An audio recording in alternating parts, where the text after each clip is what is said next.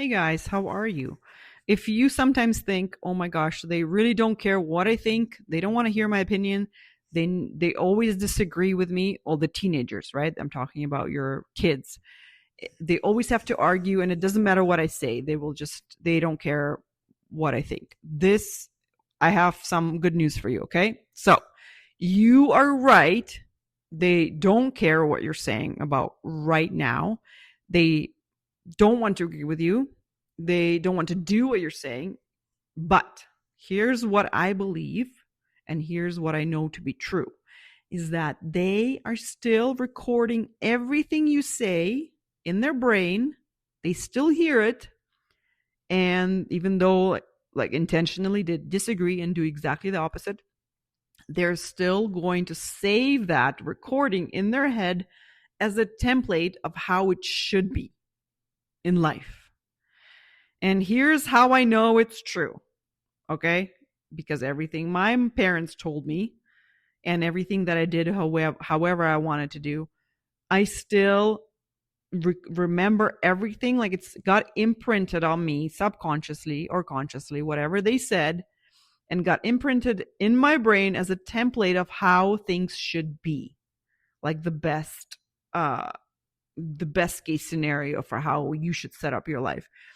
And so it doesn't matter how many years it takes for you to come back to that, but the way your parents do it is the way it imprints on you of how things should be. It's a template for life that a child gets. This is what I believe. You might not think that's true, and you might think that like we make our own templates. But for this, I find this belief very useful with teenagers, because when I believe that, I let go of the agenda of them doing what I want them to do in this specific scenario. And I feel really good about telling them my opinion in a really neutral manner, and like not fighting, not trying to convince them, but simply sharing with them what I believe and letting it go and feeling really, really, really good about myself as a parent, and feeling really, really good about myself as a parent while they're doing the exact opposite. Because I believe that my job is done by simply sharing my opinion with them and knowing that it's imprinted, and that 20 years later down the road, they're going to do exactly what has been imprinted, right? So, example, a week or two ago, I bought my oldest son's Crocs. Okay, so bear with me. You have to give me some grace here with, like, if you're in, a lot of my listeners are in US, and forgive me for being judgmental. I am of Russian upbringing, and if you've ever been to Russia, people love to really dress up really fancy there. Like no matter where they go, they just dress up. And it's like Europe, they care a lot more about what they're wearing out in public than we do here in North America. Would you agree? I don't know. This is how I see it.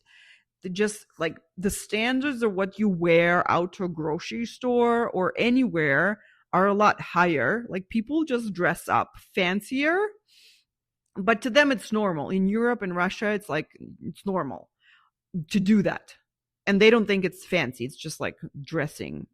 Everyone wants to dress nice, whereas here, I wear Lululemons every day, or a hoodie, or my tennis outfits and runners, and I feel great and I love it, and I don't feel like I look like a slob. I don't look like I'm homeless. And it's just a different standard here in North America, the way we can dress out in public, like going to a grocery store. And so here, people, a lot of kids and grown-ups wear, like, I haven't seen grown-ups, sometimes people wear Crocs, those like shoes that, I don't know, if you are not in North America, you might not know. They're basically like these plastic shoes with holes in them. Most of you will know what they are, but if you don't know, it's like like a really soft, very comfortable, rubbery, plasticky shoe that's very comfortable, but it looks like something you should be wearing like to gardening, or I don't even know where you wear them, to the beach. So they're just not super dressy. They're not, in my opinion, they're not classy. They're not something that I would want to wear out in public, unless I don't even see, unless what? Unless you're like in a beach and you're going kayaking. I don't know. I don't even know where you should wear these. I'm like confused. I'm like half Russian, half Canadian. So, in my opinion, they're not like public shoe wear, but people, you guys, my audience listening in US and in Canada, that you might wear them out in public. Forgive me for being judgmental. I just don't think that they look that stylish. They don't look good. So I have been telling my kids, like, no way. They're ugly. You're not wearing them. And so actually for the last however many years, my kids have been asking for them. And I like took a stance. And I'm like, no way. This is below our standards. I'm not buying them for you, blah, blah, blah. And so I just drew a line. But in the beginning of the year, my kids were asking for them again. And I said, okay, you guys get honor roll, like get your marks really high, like high marks, and I'll buy you Crocs at the end of the year. So it's the end of the year. My kids, my two oldest ones got honor roll, and I bought them Crocs. And now my little twins will be getting their marks tomorrow. And so if they get high enough marks, I will buy them Crocs. Because I gave in. I'm like, okay, it's fine. Like I told them, I'm okay if you wear them around the house, in the backyard, or if you wear them like to a hockey. That's okay with me. Like that's fine. But you're not wearing them, when you're going out and about with your friends, or like to school, even though like so many of the friends wear them and I see them and they tell me all the time, look, everyone's wearing them, blah, blah, blah. And now at this point, honestly, I just want to say, forget it. I don't care. Like, I'm tired of fighting with you over this, because really it doesn't really matter that much. But I don't want to let go of this, of my standard. I'm like, no, I want them to be imprinted that they're standards. Like, you wear these over here, but out in public, you just put on your normal runners, right? Anyway, it doesn't matter that much. And yes, I do have my judgments about how people should look. I mean, we all do, right? Like in Europe, if you wear flip-flops to anywhere but the beach, it's like a big faux pas. Like it's like you have no style. So it's just different cultures, different, standards for style of what you should wear. So, but after I got my guys, the Crocs, we had a big discussion, because I told them, you can. And I don't like doing this. Like, I don't want to impose many rules on them. These are stupid rules anyway. But I do want it to be imprinted. So I still tell them, I'm like, okay, just wear them to either sports or around the house. That's fine. So, and my middle son really got into arguing with me about it and trying to convince me how it's fine and everything. But I kept standing my ground and telling him my point of view and why it's important to me that they don't wear it outside in public. And he got really upset, kind of got worked up and emotional. Meanwhile, I was calm, and because I was on a mission to imprint on him my point of view and my standards. And I kept telling him, I have standards, right? Like, this is below my standards. So, and I don't care if he's wearing them now. Like, I didn't care that he's going to agree with me. I didn't care if he's going to not listen to what I'm saying. Like, a lot of the times he's sneaking these Crocs wherever he wants to now because he's so happy he got them. But and I don't even care if it actually turns out to be true. This is the beauty of this. If you have a belief that's serving you, that feels really good, like this belief for me, it doesn't even have to be true. Maybe 20 years down the road, my son is wearing Crocs out in public, and I'm like, oh my God, I was wrong. It doesn't matter right now, because I'm showing up as a happy, calm parent, as a person how I want to show up. Like, I'm showing up the way I want to show up, and I feel good. I feel happy. I feel satisfied, and I'm not like in fear or whatever, like distress about it. So this belief is helping me. So I want you to feel free to borrow this belief and also like to support this belief. Think about you and your beliefs and where did you get them from about how life should be? Did you get them from your parents or grandparents or whoever raised you? Did you get imprinted by them just subconsciously? And this is just how things are. Think about that and then just chill out and still tell your teenager what you think, but don't worry about it like taking root right away. Just do your job imprinting on them right now and let it grow, right? It's like a seed you planted in their mind, and that's it. That's all you have to do. You might need to water it. You might need to like remind them. This is what I do. I tell them, each time we go out for dinner, I have them dress up. Each time we go out, leave the house, I say, check your face, like especially for little kids.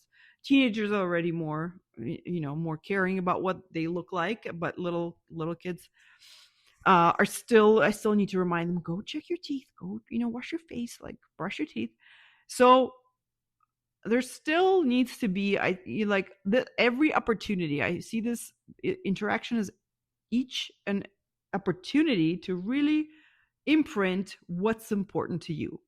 And my dad's really good at that imprinting on me, because he keeps telling me, he's like, whatever events we have in our life, like something, let's say some boy gets in trouble at school for something, and then we have a chance to address it. So, and my mom too, they say, well, this really good this happened because it gave you the parents a chance to react to it.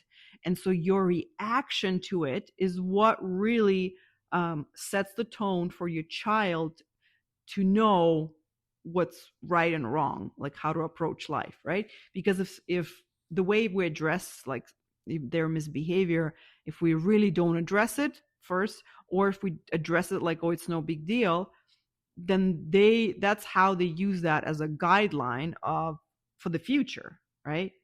Not what teachers are saying, but what we are saying. What teachers to a lesser degree, but really our reaction to this. Like, for example, my kids go to a private school and they have uniform, and they have uniform for everything, shoes and socks and like things. But my son just got in a fourth uniform infraction, and he did not wear and his black shoes. I'm pretty sure he probably wore his Crocs to school because he's so excited about them. But you get in trouble for that because you're not following the rules. But I'm pretty sure he thinks, oh, it's the end of the school year. Who cares? It's like the last second day. I'm going to wear my favorite shoes. And sure enough, he got in trouble. And because it's a fourth infraction, they emailed us. And, it's how important is this? Well, it's not that like heartbreaking, or like it's not that impactful, but it is impactful to a degree where he's just now no longer caring. And so we have to put him in his place, right? So basically we told him, my husband said, just, dude, follow the rules or your non-school shoes will go in the garbage. So if you keep wearing your Crocs to school, we're going to throw them out.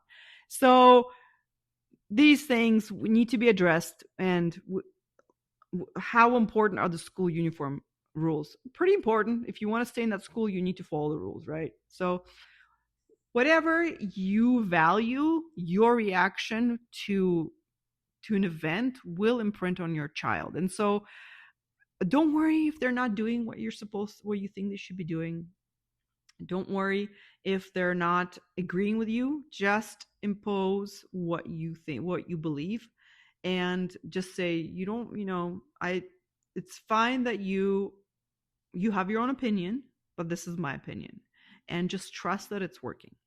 So hopefully this helps you with your teenagers. Of course, there will be times where we do care what they do and we need them to follow through on how we want them to do them, but save it for like the gray area, like things that like shoes and clothing and like where you can let go. This is a great way to practice just telling them what you think and letting it go.